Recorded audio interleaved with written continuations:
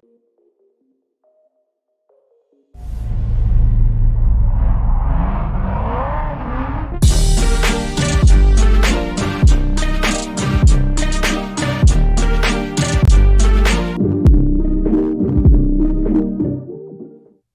going on? Welcome back to another episode of the Behind the Wheel podcast. You know, when we do an intro like this, it means we got a guest. Something special. And the headphones are a little bit of a giveaway if you're watching.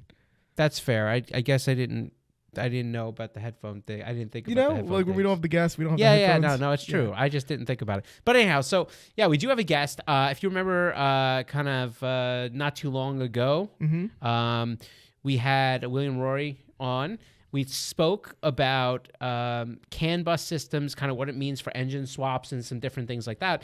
But we also alluded to the fact that we were going to have him back on, and we were going to do another podcast where we actually talked about kind of his bread and butter, what he does for a living, but really specifically how it affects EVs and what is EV tuning look like now, and what is it going to look like in the future? Yeah, right? EV-centric podcast. If you don't want to hear it, leave now. Yes, and don't leave comments for me. It's not nice. But I will say this, from an enthusiast aspect, the EV thing, whether it stays as a supplement or it becomes the predominant thing that the agenda wants, there is going to be a pathway for enthusiasts to continue to improve and make their cars better. Yeah. And I think that's the part that I've always been real into, right? Yeah. So let's see what that means. So William, so we have William Rori with us, and William, how you doing?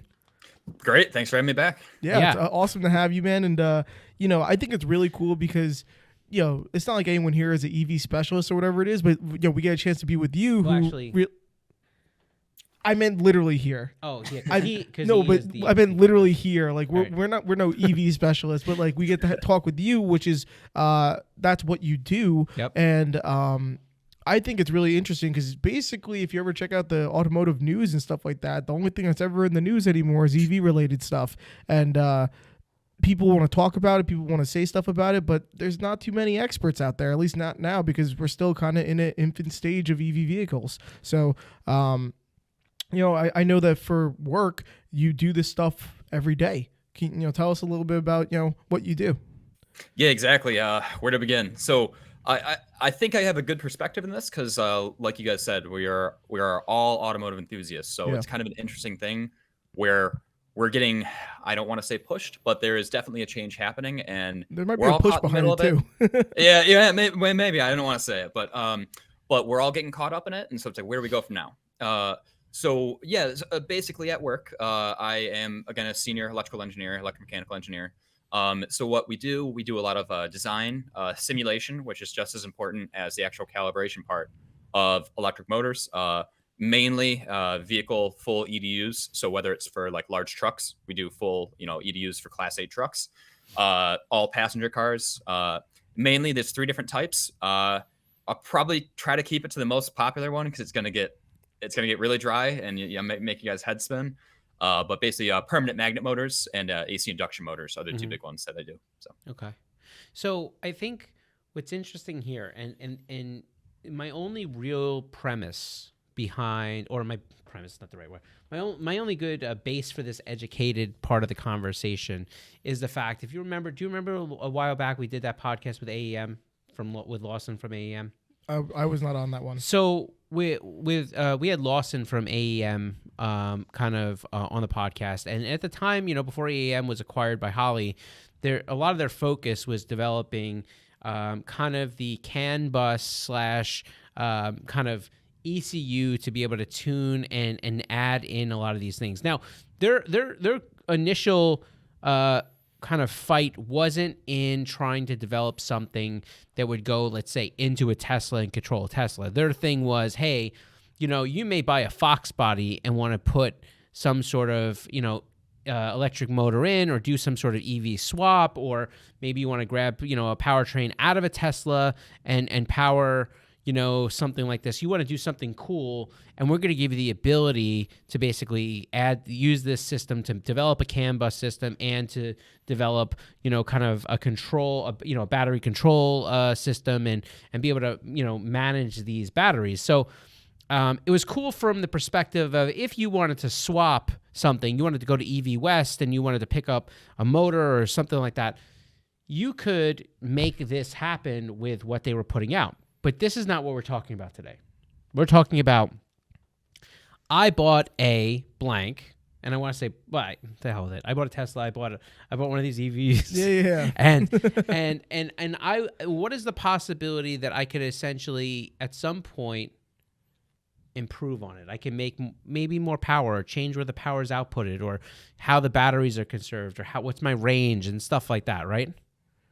Yeah, good question. So, already there's tuning companies. There's a couple in Canada, Mountain Pass Performance, that are doing your normal tuning stuff, right? Suspension, brakes, all that stuff. But I think that's what everybody is worried about, right? Is where do we go from here? I want more power or something of that sort.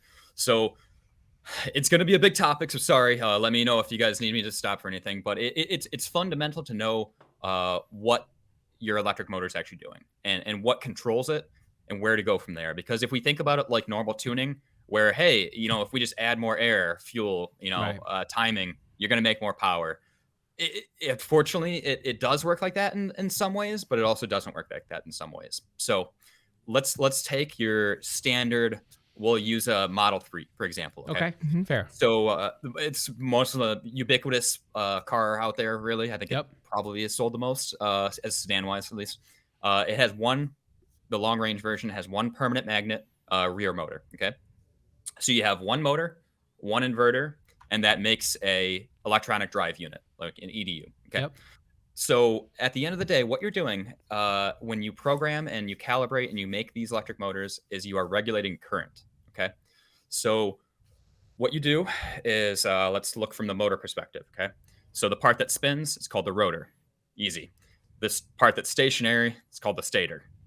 Gotcha. Too easy. Far. Easy. Yeah. Electric motors are easy, right? Gotcha so far. If you've ever taken apart an alternator, you know where we're going that's here. Right. Yeah. I keep telling people electric motors are easy. Yeah. And so anyways, the stator has copper coils. Basically, they're called windings. And long story short, if you run current in a sine wave through those, the car will spin. You will spin the motor. Now, the nice thing about it is that in this case, so you have, they're called three phases. So you have three phases of current that make a sine wave, right? You've always seen the waves. Mm-hmm. And in this case, they're always 120 degrees from each other. So there's actually a cool trick that we can do to make basically all of EV tuning come down to two numbers. It's called the ID and IQ. And that's basically your reaction current and your power production current. Okay. Easy. So there's actually, you do two transform functions. Okay. It's called a Park and a Clark transform.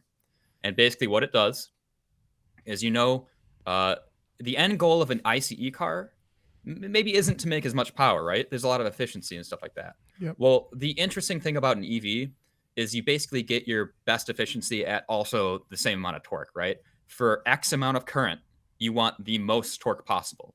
That's how you get the most efficiency as well. So in this case, you always want to be leading by 90 degrees, okay?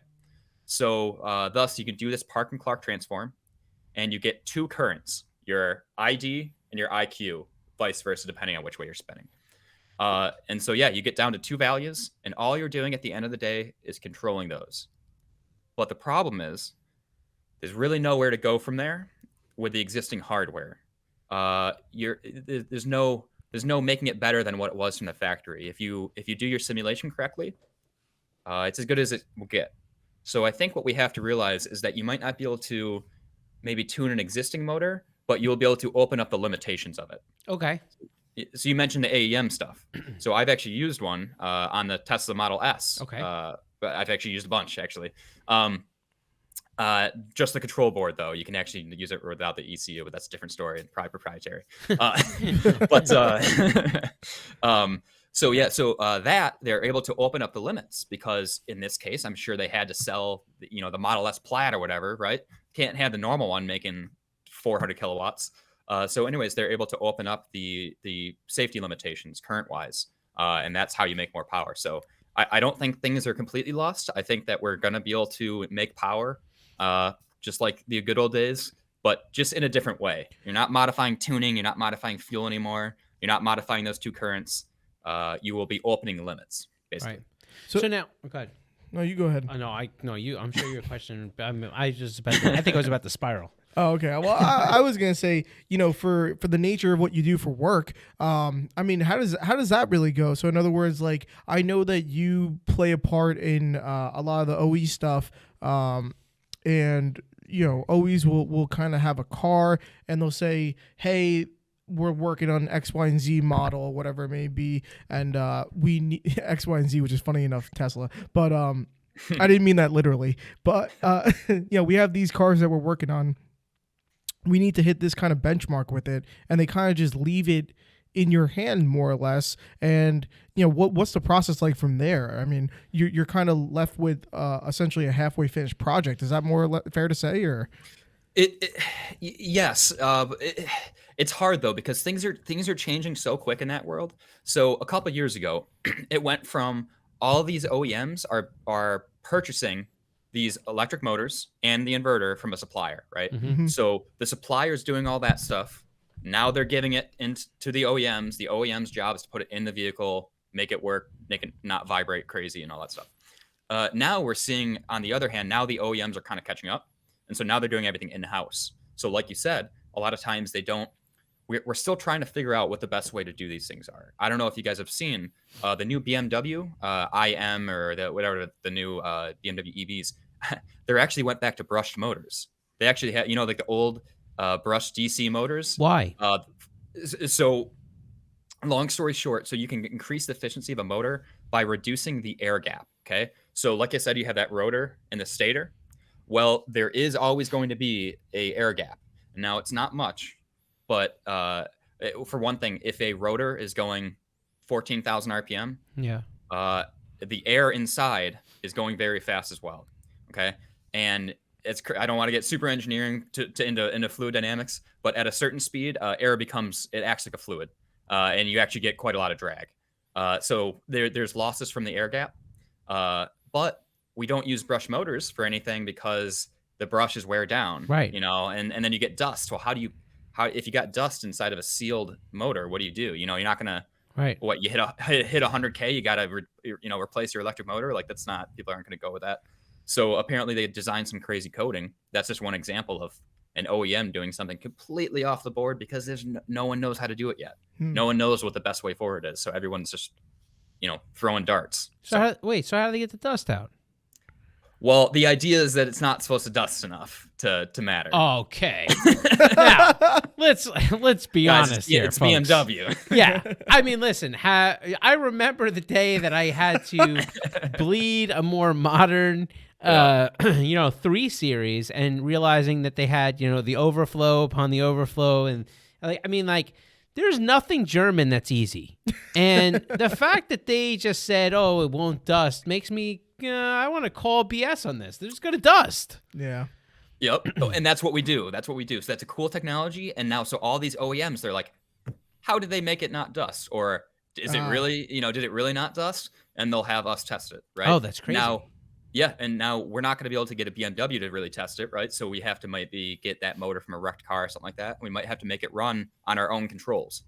And so that's where we have to program our own e-motor. Because in this case, we're not testing the inverter. I don't care about the inverter, right? We care about how that motor is designed and how they're able to get brushes to basically work in a modern AC, asynchronous motor. So what do? You just set this motor up once you get kind of the feel. You just set it to basically like it's one of those longevity tests. You just run this thing until I hate to say it, till the balls fall off, and then you open it up and go, yeah, there's a whole bunch of dust. In that specific scenario, that's probably what we would do. Like, Scott, you are an engineer at heart. Let me tell you. I feel that way sometimes. I will say, maybe we'll put some quantities to it, right? Right. We'll measure the stator weight before, and then afterwards stuff like that. But yeah. But that's probably what we do. I hate to say it. So. Yeah, that's wild. So yep. So I guess that's kind of. I wonder how long that takes. Good question. Well, I will say it's a very hot topic in the industry, right? Okay. You know, motors like that, new motor designs, transmissions are a huge thing. My God, that's the huge thing right now. You know, the Porsche Taycan had the 2-speed, right? So everyone is, you know, trying to figure out how they do it.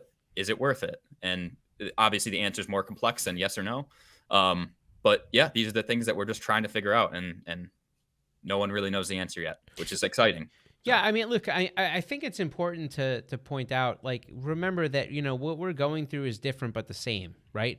Like, when you think about even internal combustion engines, if you go back, you know, back to, let's say, you know, the 20s, 30s, 40s, 50s, 60s, there was a big change in the way where they did transmissions. And I mean, there was so many different types of transmissions and different things. And you know, and today it's slowed down with the internal combustion engine a little bit, just because, you know, there's some things that just have proven to be more efficient. And with time, people get behind what's the most efficient, most economical, whatever it may be. Well, now we're going into a place where we're kind of rewriting that. So we're going to go through that period of learning all over again. And I kind of think that's what you mean. Like, that's where we're at again. Exactly. Guys, remember turbochargers? Yeah. We made them ceramic for a little bit. Yeah. They broke after 10,000 miles. What were we doing? You know, like no one. So it's the same thing, and it's exciting, but things are changing really fast because of that. Right. I mean, it's even like going, like, you know, from the technology point when Porsche started to introduce like the variable vane turbos and stuff like that, right? Like, you're taking a spin on what was there, but then you're like, oh, wait a minute. We don't have to worry about putting on a turbocharger that's going to run out of steam. We can use this turbocharger throughout the RPM range, which I guess is done by tuning for those listening. But like, but it's a different mechanical piece that allows us to change essentially what the effective, you know, size of the turbine housing is, or that AR, to allow more flow, or so you're controlling the spool and the efficiency range of the turbo by kind of directing these vanes and, you know, in different angles, right? It's pretty wild. So now I want to just double back real quick. I want to double back to we're talking about that whole EV tuning thing. Yeah. And we got done with the complicated sine waves. Mm-hmm. We figured out that there's these two numbers that we're going to essentially boil this thing down to. But, you know, the one thing that I'm curious about is when we start talking about what we're going to tune, I want to know what those things are. For example, if you've ever driven, and I think let's base all of our hypothetical conversations on a Model 3 single motor, standard battery life car. And the reason I'm saying this is because it's probably the most affordable out of the Tesla line. It's also probably the most prevalent. But I think it's also the most popular. Right. That's what I mean by. But in addition to that, I also think we can stay with one example to kind of base this on. So I get this car. Now, if you've driven one, you know that they're pretty good off the line, but they top out not too far up the range, right? Yeah. Does this allow us to now, with the tuning, maybe change kind of where that motor wants to top out at? What can we do? Power delivery or? So one. So I'm gonna break some hearts here. So that one's a tough one. So the solution there is higher voltage. Okay, so that's why. So Cybertruck's 800, Taycan's 800. Everything is gonna keep going up. Okay, so the old Model 3s, if I remember right, they're about 400 or so. Okay. So I hate to go more techie with you guys. I'll try to keep it very brief, but you know, when people say that, oh my God, electric motors have all their torque from 0 RPM. Yeah, instant power delivery, right? Yeah, instant power delivery. But right. What they don't tell you though is that you have, let's say you have a dyno curve, right? So as your speed goes up, you know, torque's on the y-axis, speed's on the x. Well, you'll start at full torque, right? Mm-hmm. But you'll see as the car goes, like you can get, you know, dynos of Model 3s, right? They're all over the internet. Yep. It hits, you know, let's say a certain speed, which is in a motor RPM, but in this case, we'll do miles per hour. At 70 miles per hour, the thing drops off like crazy. Yeah. It drops off because it's hitting something called field weakening. Okay. So a Model 3 has permanent magnets in the motor. Okay. So they're able, it's so efficient because it has magnets from the get-go. You don't have to use any current to make your magnetic flux. Got it. Sorry, it's going to get pretty technical here. That's all right. We're going to stay with you here. We're going. So basically, the magnetic flux is what makes it turn. Easy as that. It's current going through the windings. So because you don't have to waste a lot of that current, generally you're more efficient, which is why those have become the prevalent motors. Almost everything's permanent magnet nowadays. Okay. So, but the problem is though, is as you're spinning that, it is creating back electricity. Okay, it's creating voltage that's going backwards effectively and back into the inverter. That's not good. You need there to be a potential difference in voltage. So at a certain speed, the rotor is spinning fast enough that the voltage that the rotor is producing is the exact same that the battery pack is. Then what you have to do is you have to start using some of that current that could otherwise be used to make power to reduce it, if that makes any sense. So now that's why you get that huge, crazy drop off. That's why people use transmissions. That's a big thing. And that's why the Porsche Taycan, which is supposed to be a GT car, right? You're supposed to be able to go and take that on the Autobahn and it's, it doesn't just fall off in performance, right? That's the idea. That makes sense. That's why. That's exactly why. So unfortunately, to answer your question in the most circular way possible, that one's going to be a hard one to do. I don't want to make any bad, predictions. That one's basically going to be impossible. All right. So then what about for the exam? Were you going to go ahead? I have so many questions. I don't know where to start. Go ahead. Yeah. Sorry. I was going to trail off. You go ahead. All right. So my question is with a tuning measurement, right? Like, I mean, with a tune, the ability to tune these, let's say, battery control modules, management, whatever. I don't know what we're going to call them, but let's say we have this ability. Can we shift that power band at all, or is it really a permanent motor? A permanent magnet engine. I mean, a motor is going to kind of be fixed. This is what it is. You can't really do too much to it.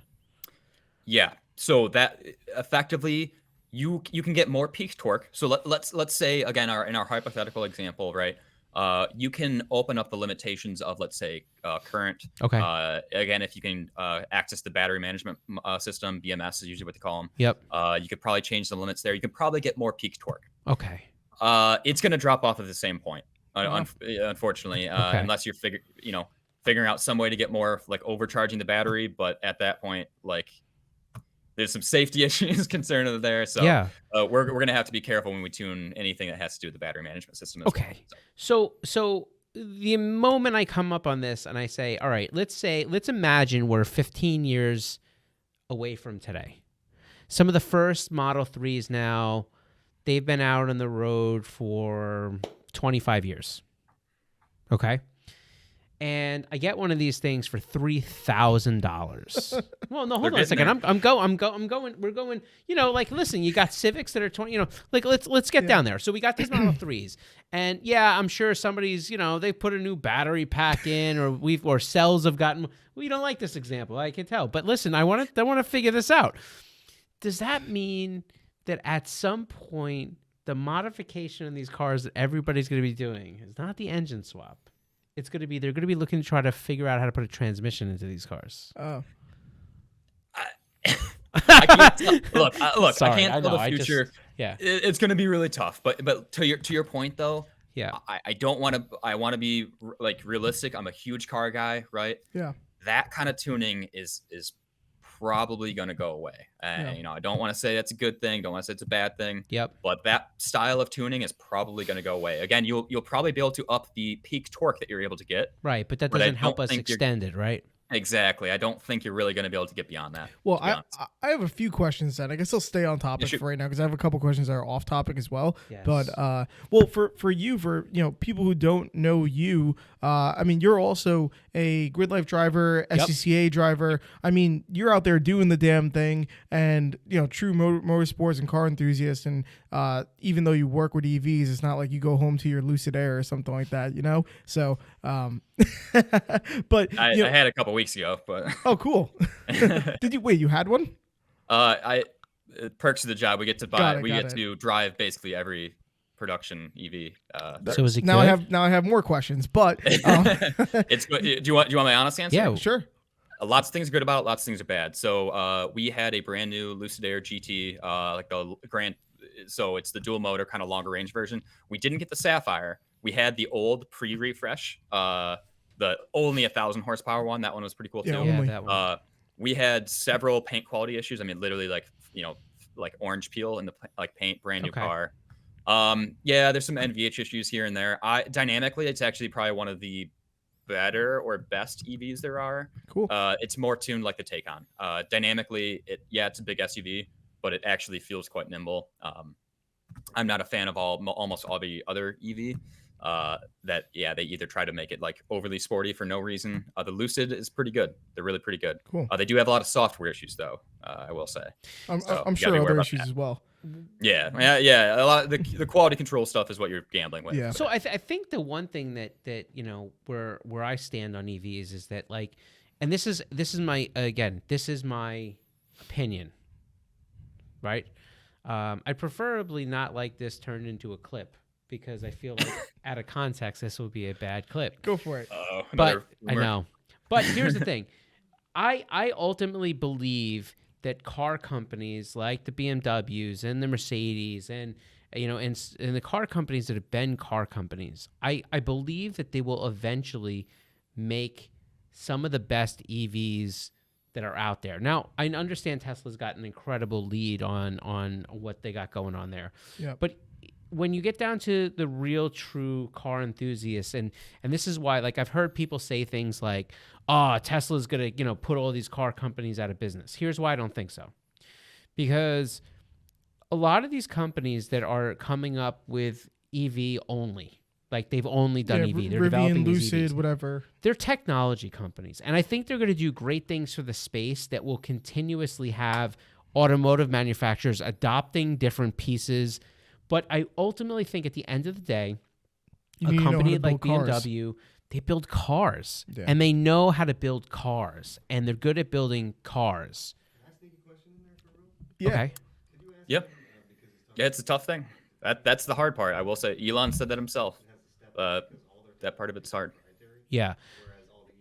Hold on a second. Max is asking a question. The same suppliers, whereas all the other companies are kind of using similar components. Whereas Lucid makes all their own stuff, from the transmission to the engine to everything is proprietary tech. Okay, I didn't hear the first part of his question. You're gonna have to, Rich. Does Lucid have that step up over the other EVs because? Well, I would say no because they can't paint a car. So, yeah. I might have missed that full question, but I think I got part of it. Yeah. Lucid has one of the best motor designs out there. Okay.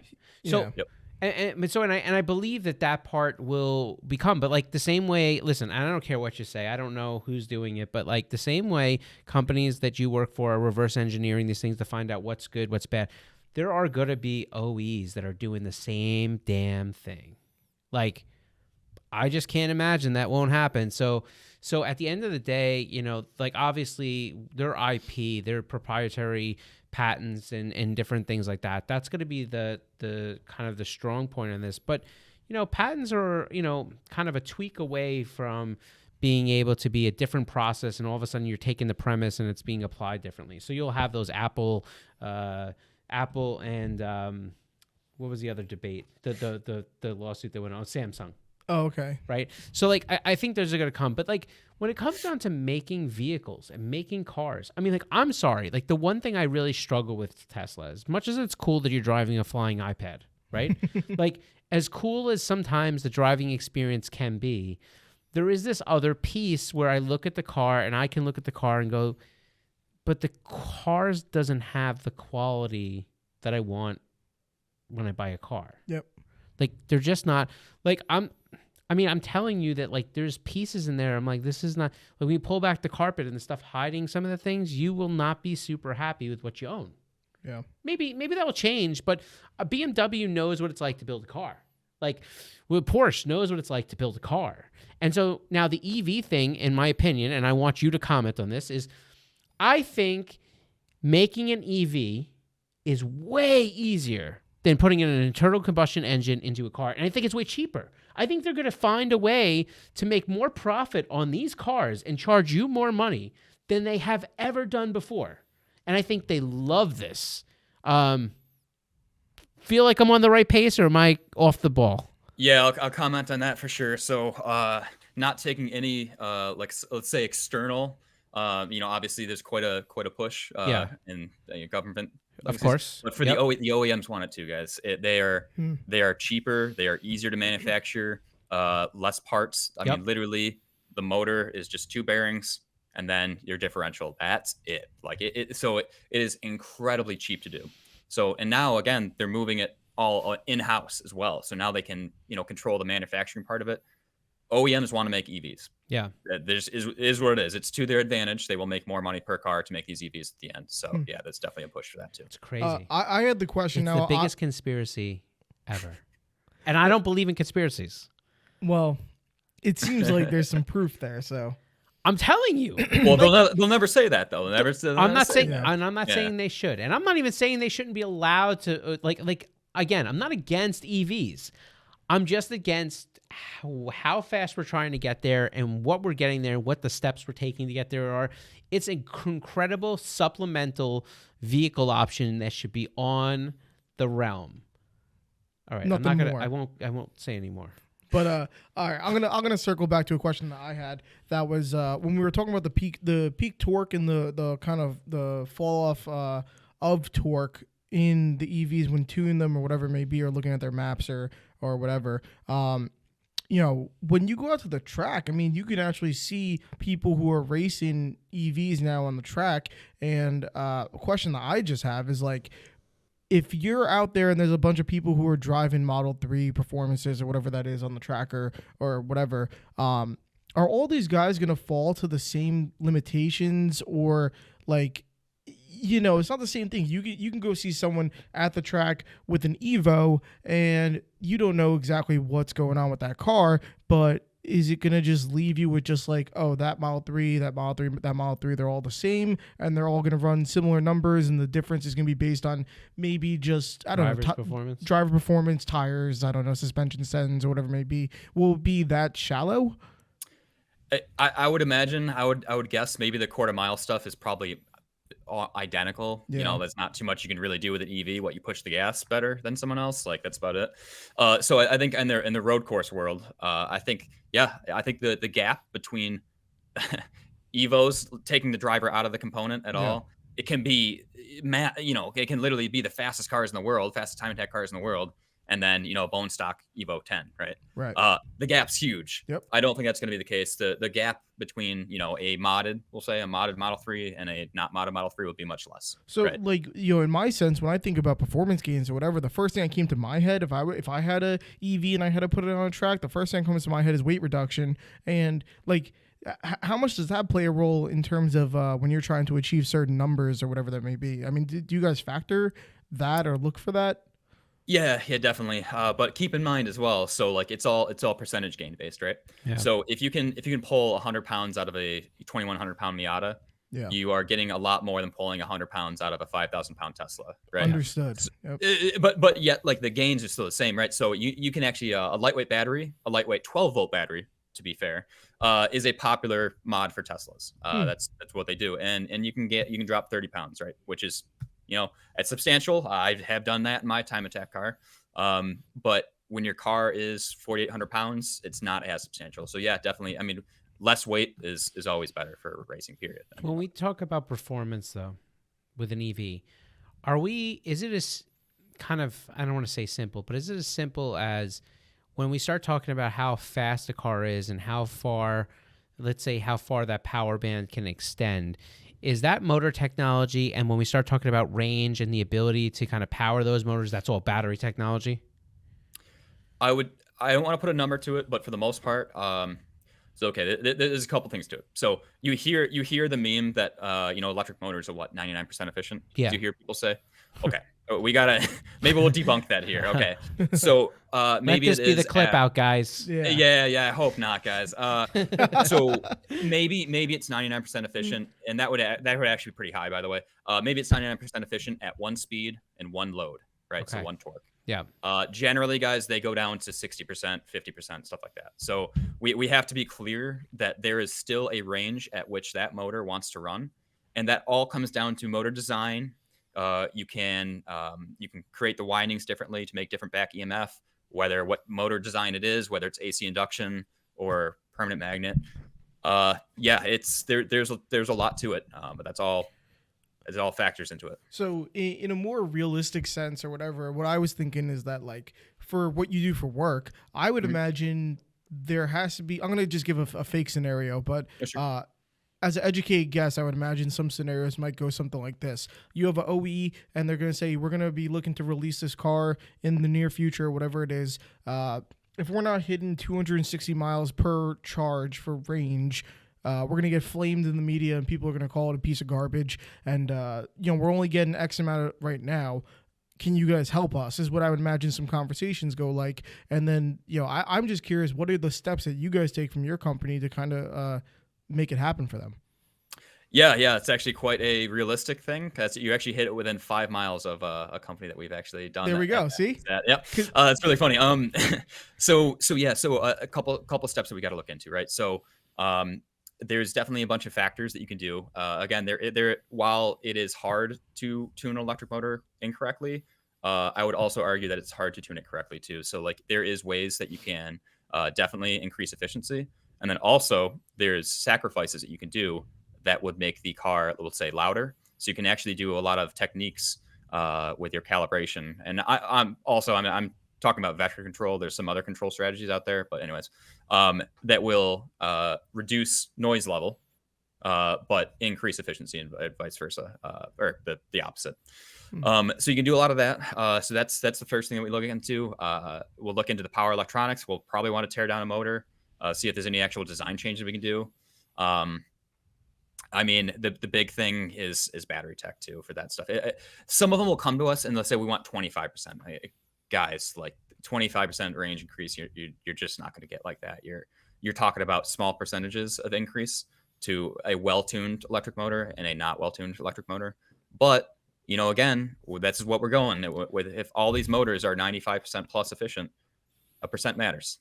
So yeah, you can go through and you can do that stuff, but a lot of companies are not understanding right now that to get the 25% that they need to be competitive, you're going to have to change some architecture. Listen, really, truly. I get this funny vision in my head of you make some people feel really bad because they have their R&D team and they go, we did it. We got this as much as we can do. And they go, well, that's not good enough. Let's go ask these guys. They get the car back from you guys. They look at their engineers and they go, what the hell? Why couldn't you guys do that? That's that weird, funny thing I see in my own head after, that scenario. But it happens. We do it internally too. Where, sometimes like we'll send a project off and like we'll get another one from another customer. Like, why is that so much better than what we just did? Right.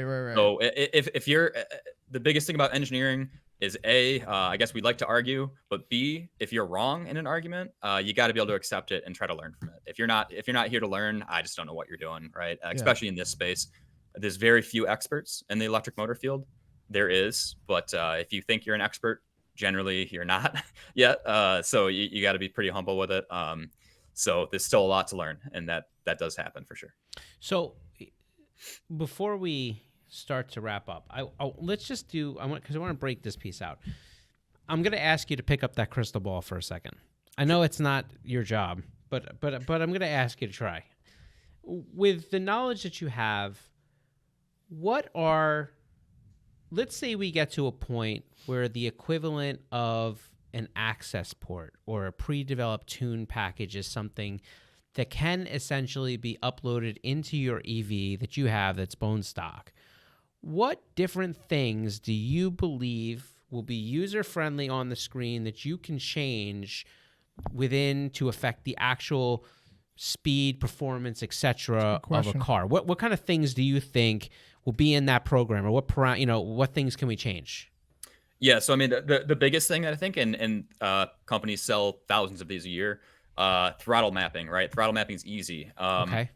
And again, I think to that point as well, I want to point out, you talked about AEM. So I don't know if you guys knew, but there was two different types of Model S motors. Mm-hmm. There was the Sport and the Base. Okay. The only difference between them, technically, is a little power electronics. It's just a calibration. Oh wow! So there's things like that. Now there's scenarios like that where you might be able to plug in your hypothetical access port device. Got it. And upgrade to let's say the higher model or something like that. If there's going to be some platforms that share motors, but they don't want to cannibalize sales on the higher stuff. or the chassis is not capable, or 50 other different reasons. Yeah, but throttle mapping is an easy one for sure. And again, you might be able to go up to a higher model of things, which really just opens up the limits effectively. Yeah, so stuff like that, it's going to be probably pretty limited. But also, hey, less things people can break too. So. Right. So you think the throttle mapping? I mean, you mentioned something with noise. Do you think there'll be a quiet mode or? I mean, louder mode? Not really. I'm trying to think of anything else here. Yeah, it's such a. I go to the SAE conferences every year, and it's still very much theoretical at this point. Yeah. Like we are doing variable switching frequencies. So your inverter takes your DC power. So DC is flatline, right? Yep. And then it switches. It uses switches, and that's how you get your wave. Okay, it's switching it so fast that it actually ends up starting to look like a wave. Got it. So you can mess with that. There's a lot of efficiency to be gained with just changing the switching frequency. You can make it, again, sound better in some cases. A lot of the NVH stuff is you want to keep it away from a resonant frequency. Mm-hmm. So there's times that you'll be like, I'm going to go time attack racing. I don't care about that. Give me this, a cal that doesn't matter at all. Maybe it's the base switching frequency that doesn't change. Like stuff like that could potentially be possible. Okay. But it's going to be it'll be a learning curve for all the tuners, right? All these big tuning companies, it probably won't be picked up by standalone guys because it's a lot of theory. Right. It's interesting. It's like, it's also tough because it's like you really are starting to get to a point where, at least at this juncture, the level of EV tuning is really all in everything you can do to a car except for speed. Like you're kind of in that realm of, yeah, you can make the suspension better, you can make handling better, you probably can like shave some weight, arguably will make a difference depending on the total vehicle weight that you have. But it's not like there's going to be battery swaps and and all this stuff, and you're going to be like, do you think there ever will be any kind of like plug and play? What's that? Like, do you think there ever will be any kind of like plug and play type of like performance mod, I guess, or whatever it may be in terms of probably depends on the platform too. Well, you said it's about wattage, so I guess additional wattage. I don't know. You plug additional wattage in. I don't know. I'm not the engineer. It'll be hardware limited. I never even drove an EV. Yeah. So it's potentially possible, right? So here's a good example. The older Gen 2, I think it's Gen 2 Priuses. Okay. Mm-hmm. They have an aftermarket battery pack that you can literally plug in. It works just fine with your existing battery management system, and you literally get more power and range. Okay. So it's not impossible. It's definitely not impossible. I would imagine that the demand for that, like development wise, won't be there until, like, let's say all these Model 3s get really old and they start the battery packs start dying. Yeah. So far, we haven't seen that bad of degradation. Actually, the whole industry was pretty conservative, and they're actually kind of pulling back on that. It's why the OEMs had such low range for a while. Tesla was much more aggressive with their strategy for that. So not surprising.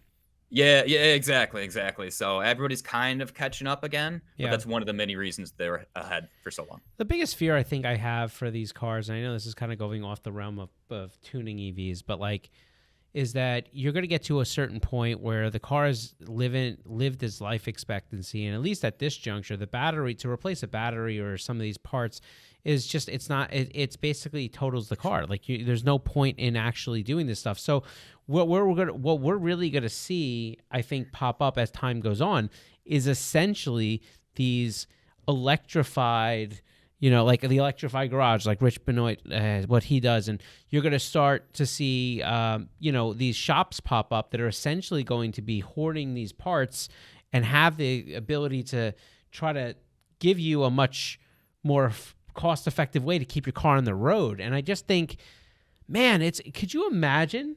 You buy a car, the battery lasts, let's say 80,000 miles. You go, you go to wherever, and you say, hey, and they're like, oh yeah, like I know your car, you bought your car with the rebates for $42,000. If you want to change this battery, it's $26,000. Like, what's up with that? Yeah. So what do? Junk the car. Where are these batteries going? Yeah, I got some bad news for people too. The majority of the when you recycle a battery, let's say you recycle a laptop, phone, anything like that, we don't usually reuse the lithium. It's actually so cheap that it's not used. Usually when you recycle it, the plastic housing is what's actually recycled. Wait. Are you're Does saying that blow your mind? they don't reuse the lithium? Not really. It's so cheap to mine that the But- recycling process. But wait a is minute. more But they're expensive. saying so much of what we're hearing is about the crap of this mining problem. And Yeah, I don't know what to tell you guys. it is. I'm keeping in mind lithium is one of the most abundant elements on a planet, right? So I mean, yes, but right now it's so cheap to mine that a lot of the again, when you recycle a battery pack, it's mostly the plastic housing that's being reused. I'm absolutely. I don't know if I should I be feel like I've more been- angry. All right, look, I can't say how much I appreciate you for coming on these past 2 times. I think I have to go take some Pepto-Bismol. I'm like really. I don't know if I'm like more. I'm just not happy now. It can be depressing, but here, let me flip things up really quick. Yeah, So- end it on a good note, would you? Yeah, we'll do. So I'm a huge car guy. Like I said, we got seat time in almost every production car. So things are not looking bad for enthusiasts. Okay, so we have some of the best enthusiast cars that are being built right now. There's potentially EV enthusiast cars. I don't know if you guys have been the Ioniq N Yep. 5N. Yep. Is looking really good. We don't not a lot of US journalists have got it, but it's looking really cool. It's got like a simulated DCT, and like it kind of looks like a meme, but everybody that's driven it loves it, and they actually end up using the DCT mode. So that's cool. And then on the flip side, 15 years ago, you could not buy a car that was track ready from the factory, right? Barely any, almost none. Now there's maybe 10 that I can think of that you can go on track basically all day. We're talking about the Camaro SS1LE, C8s, any of the 911 GT products like the Elantra N. So I think as we get to the point where a lot of these EVs are, we'll say, consumer cars, they're appliances, really what they are, or tech products, we'll say. Yep. The remaining enthusiast cars, I think we're already seeing them getting more and more hardcore. All right. So there's a good quote out there that said the best thing that ever happened to horse racing was the invention of the car. And I think that's and I don't think now pricing is probably not gonna go down on enthusiast products. We've seen that through COVID, right? Yep. Any enthusiast cars unobtainium. But they are getting better. They're getting more hardcore because they're not your commuter car anymore, right? Yeah. So I don't think everything's doom and gloom. It's interesting. We're not gonna get. Listen, I thank you very much for coming on. I think it gave me a dose of reality in things that I learned that I was a little bit more hopeful for. But I also think it gives me an accurate sense of where things are. But it's interesting. The one point that really I think I take away from this is that while because look, an engine also has a power band, quote unquote, right? So like in theory, like you're starting to see like there is a potential that through gearing and transmissions, some of these cars could really potentially be reutilized, I guess, in this motor base. I just don't know exactly how, I don't know that they've gotten there. But like you said, like BMW and Porsche, like they're starting to come out with these cars that have transmissions. So we'll see. Yeah, that's coming. That's definitely coming. There's a lot of again, you got to know what you're making your car for, right? A city EV is not going to need that. They're all going to be 1 speeds, but performance car probably going to need it. Right, Scott's car. That's right. Yeah, there you go. Listen, thank you for coming on. I appreciate it. Hey, you have anything you want to promote? Any social links? Anything cool? Any services? You do coaching? I mean, what do we got here? Yeah, sure. So I'm a part of a YouTube channel, actually. It's my brother's. Follows our racing and just general car shenanigans, right? It's called Patty Boy on YouTube. And then obviously you guys know we're doing our own kind of let's save these cars from the junkyard thing. When your Porsche blows up and it's more expensive, the engine's more expensive than your whole Porsche. The tuning by Nick, right? We're currently selling our K-swap kits.